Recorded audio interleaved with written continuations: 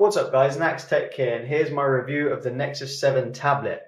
So I'm not going to talk about the hardware because I've done a separate video on that. I'm just going to go ahead and talk about what people want to see, which is like the real world performance, all that good stuff, what you're going to use it for. Let me just go ahead and dive into the settings here and show you that it's been recently updated to the latest version of Android, and that's the great thing about Nexus devices. They get the latest updates and bug fixes the quickest. So we can see we're on Android 4.2.1 here. And a nice little jelly bean animation as you would expect. But let's get on to the first topic, which is going to be performance.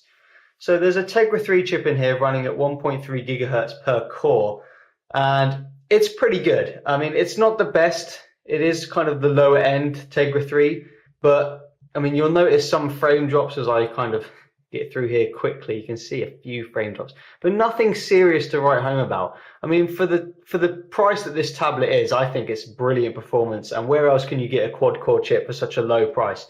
You just can't. And it's very quick, really. I mean, it's not slow. You can see here, it's just, it's not, when I say it's not as quick, by that I mean it's not quite as quick as my Nexus 10 or Nexus 4, but they're a lot more expensive and they're just different animals anyway. So I think it's got good performance. Let me just go ahead and open some apps for you and show you the performance. So we open the calendar, pretty damn quick there. Google Chrome, quick there. It's going to just load up this website, so we'll leave that running in the background. We'll go ahead and open Maps, and we'll test out the performance in Maps in a second. We'll open the gallery. You can see it's opening stuff really nice and quickly, and then it loads in. So now we've got this stuff open. Let's go ahead and see how the multitasking works. So this device has 1 gigabyte of RAM, so it hasn't got the 2 gigabytes that most newer devices come with, but let's see how much it's going to actually matter. So I left Chrome running a website, and we'll see if that's loaded in a second. So we'll hit up Play Movies, and you can see Play Movies is nice and there. Google Currents loaded and there, and you can just see how much of a breeze multitasking is on Android 4.2. I think it's absolutely amazing. You can see it does drop a few frames. It's not quite as quick as my other devices, but I'm not expecting it to be. And like I said before, for the price of this tablet, I think it's got brilliant performance. You can see here the multitasking is an absolute breeze. Everything's staying in memory, if you've noticed. It's not reloading stuff. Let's go ahead and check out Chrome. So yeah, that website's loaded and it stayed there. So you can see the Nexus 7 website. We'll just go ahead and open a few more apps, and we'll go back to that and see if it's reloaded. We'll go ahead and let's just flick through a few more. We can get that to basically the bottom of the old list. And yeah, go on then. Okay, let's go back to Chrome. Hopefully it won't have reloaded, and it didn't. It kept it in memory. So absolutely fantastic. So I think the multitasking here, even though it's 1 gigabyte, is absolutely fantastic. So I'm just going to go ahead and close these out. Next up, I'm going to talk about the browser performance. Now, Chrome, like I always say, I don't really like to use. And I'll show you a quick example of why I don't like to use Chrome. I'm just going to go over and head to The Verge, which, if you don't know what The Verge is, it's a cool gadget website, but it's kind of heavy. It's got like good pictures. That's not a dot, is it? Oh, brilliant. Try that again. Dot.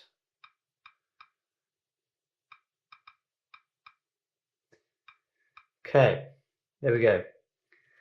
Yeah, and I'll show you why I don't like Chrome here. I really hope Google fixes this as quick as they possibly can. Take your time, Chrome. Right, so it's loading. You can see here it's a bit laggy already.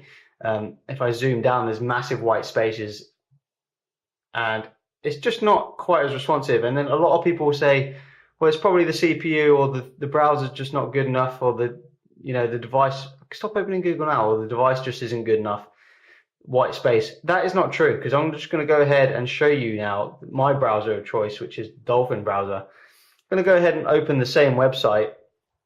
I know it's already in memory, but we're not doing a speed test here, so we're not really doing any of that tests, so it shouldn't matter. So here you go, it's loading, it's still loading, and let's test the performance. So already much smoother. We'll go ahead and zoom to the bottom, no white spaces whatsoever. So if I were you and you wanted this tablet, I'd go ahead and install a different browser. It doesn't have to be Dolphin. I think they're all better than Chrome. But you can see no white checkerboarding, no blank spaces. I've loaded a page. I think the performance in this browser is really, really good on this device. And the fact that you can just hold it in one hand is really nice. So let's go ahead and test out the pinch to zoom. Really nice and responsive again. Go ahead and zoom into this. Really nice. The text clears up really, really quickly, which is as you'd expect, really. We'll go ahead and try the times. Yeah, the times. There we go. So it's not going to be the quickest in loading websites. You know, it's not going to beat out the Nexus 10 or the iPhone 5. It's just not going to beat those. But it's in a different market and it's not the same purpose, and it's a lot cheaper. So here we go, it's loaded the site and you can see how nice and smooth that is. It's nearly one-to-one with my finger, which is impressive. You can just see how nice and smooth that is. It's really nice. No lag whatsoever there. Pinch to zoom, again, really responsive, just as you'd want it to be. Nice and responsive. I really like the 7-inch form factor. I think it's great. And next up, I'm going to talk about the gaming performance. So I'm going to go ahead and hit up dead trigger here. Now, this is a Tegra 3 device, and therefore it's optimized and is allowed to use the higher graphics settings in the Tegra games, which is a big deal because they add different effects, they add more effects, and it's kind of nice. I'm just going to go into settings here. Click next. You can see ultra high. Now, I couldn't get ultra high on my Nexus 10 tablet because it wasn't a Tegra device. So the effects are going to actually be better on here than they are on my tablet. So we'll go ahead and load this up.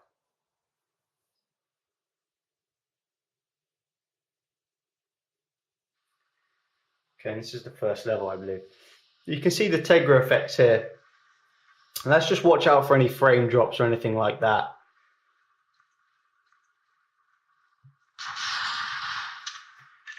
So far, pretty smooth. Just as I said that, as it loaded, there was a frame drop, quite a big one. See some nice Tegra effects on the screen there.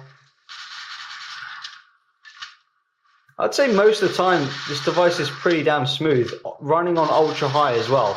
I mean, obviously it hasn't got the resolution of the Nexus 10 tablet, but it's still very nice, and it's so much cheaper. You know, the base model comes in at £159, and you're getting a quad-core processor and a Tegra 3, which is pretty nice, to be honest.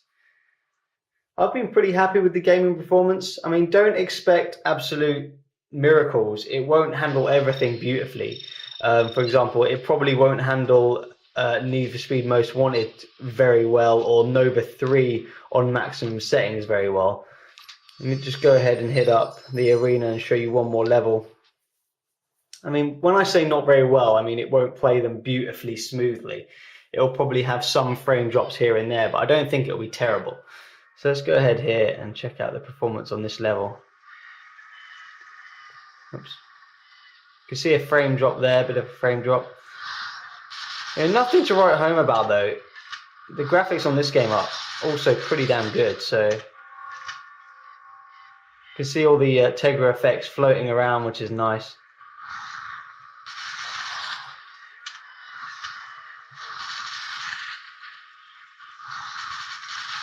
Okay, pretty damn smooth though, right? Next up, guys, I'm just going to talk to you a bit about some benchmarks. So I've got all these benchmarks here, but I've actually already run them, otherwise the video had gone for way too long. So I've just taken screenshots of the results and I'll post them here. So you can see in Geekbench it scores 1526. 1526 is a pretty good score. I mean, it's not the best score. My Nexus 10, for example, I think scored 2,400 or something around that, and my Nexus 4 scores about 2,100. But for a device that is £159, and you'll get like pretty much this device, it's just storage based on the price. That's a pretty damn good score. So yeah, quadrant here. You can see where it comes is pretty much accurate. 3,722. I mean, quadrant is based on a lot of weird things like I/O is a bit too important, I think. The Asus Transformer Prime on top of it is also a Tegra 3, but it's a higher clock Tegra 3, and the HTC One X is also a higher clock Tegra 3 than that. So all these three devices here are Tegra 3, but different levels of the chip. I told you there was three. So yeah, that pretty much sums that up beautifully, what I was saying earlier. But that's where it's placed. That is where it should be placed. So let's go ahead and check out the Antutu score. Scores 12,807, and that is pretty damn good. You can see it here. It's actually above the Transformer Prime, and the Transformer Prime has a higher clocked Tegra 3. So it's doing something really well there. It comes below the HTC One X Plus, which is a Tegra 3 clocked at 1.7. So quite a big difference in the clock rate. Pretty damn good score there, actually. I'm really impressed with that. And if we go here, you can go ahead and see the breakdown of the scores of what it gets in terms of GPU and CPU float point and all that good stuff. But, benchmarks in the end are just numbers. They don't mean everything. GL benchmark, which is basically a test of the graphics, you can see here, it doesn't score the best. I'm not sure if these are the best scores either that I got. I don't know how it was running. Maybe I had stuff running in the background. I think there are slightly higher scores that you can get here, but as you can see, it does okay, not fantastic, not on the Nexus 10 levels or the Nexus 4 or the iPads, but still pretty damn good for a device that's £159. Obviously, you've got all the Android stuff like Google Now with all the voice activation. Let's go ahead and try that quickly. What should I say? I've got an interesting one that maybe it won't get. Who knows? Who is Chelsea FC's manager? Chelsea FC. Oh, look at that. It has actually changed. He's only recently been fired, Di Matteo, so that's nice to see. It's quickly updating, which is really cool. So yeah, you've got all the Google Now features and all that stuff there. Front-facing camera up here for your, I was going to say FaceTime, but I've stopped myself. So you can say Google Hangouts. That's the one I was looking for.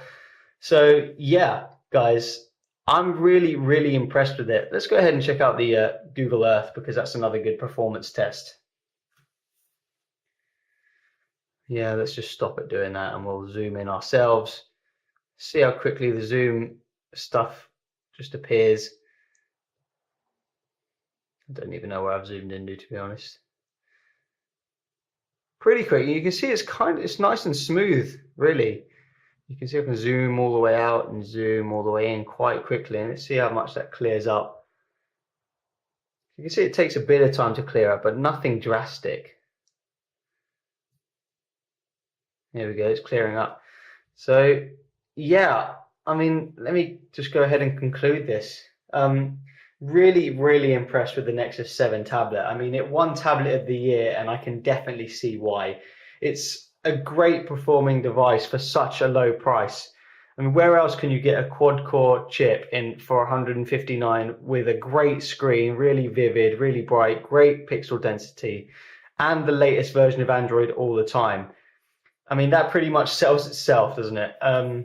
It's a brilliant, brilliant tablet, and it's great for portability. I mean, one-handed, you can walk around with this, whereas you can't really walk around one-handed with the Nexus 10 or iPad 4 or anything as big as a 10-inch tablet. I think the Nexus 7 has its own market, and Apple knew that as well, because they rushed out the iPad mini. And in my view, I think this is better than the iPad mini. It's got a better screen, a better processor, higher resolution, higher pixel density. So yeah, that's been my Nexus 7 review. I hope you enjoy it, and I'll see you guys later.